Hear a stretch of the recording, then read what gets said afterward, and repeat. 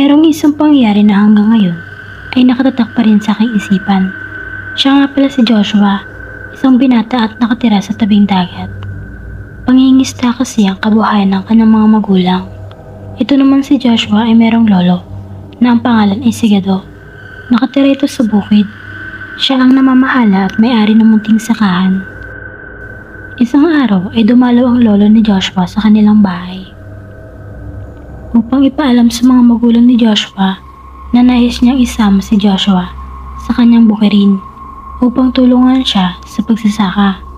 Dahil hindi na daw niya kaya mag-isa at matanda na daw siya. Tamang-tama naman daw na bakasyon pa at walang ginagawa si Joshua.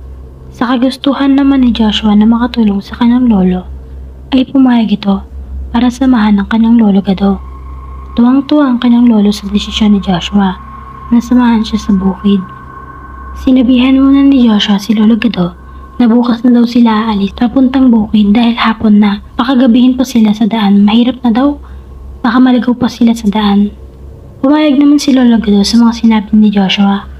Naghanda na rin si Joshua ng mga gamit na dadalhin bukas para pagising sa umaga ay diretso na sila makaalis para maaga silang makarating sa bukid at makapagtrabaho pa sila.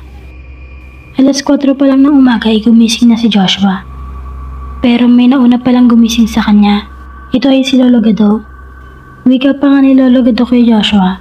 Tapos na daw siya magpakulo ng tubig para may gamitin sila sa pagtitimpla ng kape. Tumawa si Joshua sa kanyang lolo dahil naunahan pa siya nito na magpakulo ng tubig. Alas 6 na ng umaga at nakahanda na ang lahat nang dadalhin nila Joshua papuntang bukid. At nagpaalam na rin si Joshua sa kanyang mga magulang. Wika naman ng kanyang mga magulang ay mag-iingat siya at huwag papabayaan magtrabaho mag-isa ang kanyang lolo Gado.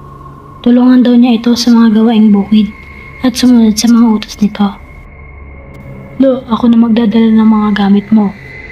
Nakuha po. Ako na, kaya ko na to. Malakas pa ang lolo mo.